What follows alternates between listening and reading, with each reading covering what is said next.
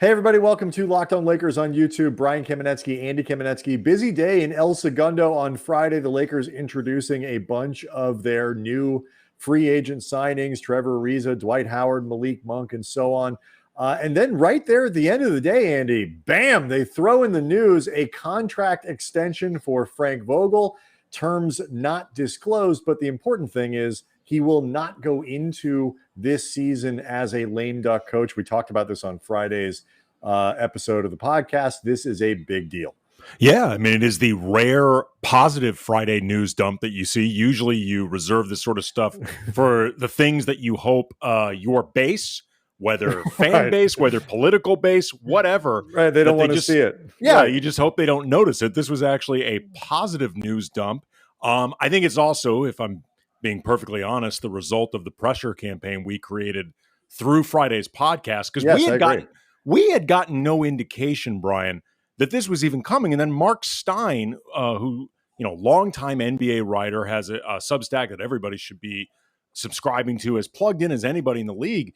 He actually wrote that there was some buzz around the league, that there was pessimism about this happening. But I got to say, the numbers on Friday's show were pretty good, pretty strong. So You're welcome, everybody. Andy, who's got two thumbs and can tell the Lakers what to do?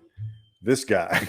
That's Who's right. got two more thumbs and can tell the Lakers what to do? Altogether, 4 thumbs involved in this podcast. But I mean, in all seriousness, though, given the complexity with what the Lakers have to work with and what Frank Vogel is going to be expected to do with the Russell Westbrook trade, incorporating those guys, trying to figure out how to make that big three work, adding the pieces, particularly defensively, to make it work with all of these admittedly excellent free agent additions that they've made. That's not the question.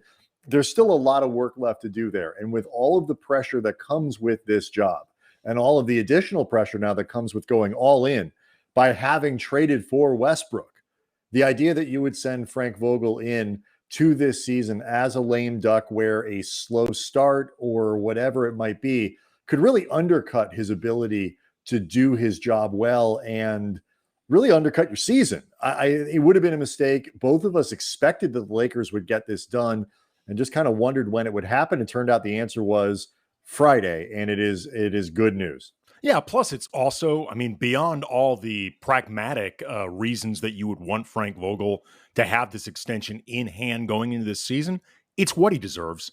Like, he actually deserves to get this extension. He won a championship 1 season ago. Last season, he dealt, all things considered, with a lot of problems pretty well. We've gotten no indication that the guys who matter the most, LeBron and Anthony Davis, have nothing but respect for Frank Vogel. And us, obviously. Today, right. Obviously. The 4 thumbs of power are behind Frank Vogel. The 4 thumbs of power. Yes, that's what we're referring to ourselves now, as the 4 thumbs of power. But, this is what the guy deserves. And, again, like you said, Brian, it's what we ultimately expected to happen. You never know. And you just want to see things go the way they should, especially considering we are not too far removed from this organization being nothing but coaching chaos. So, again, it's great news all around.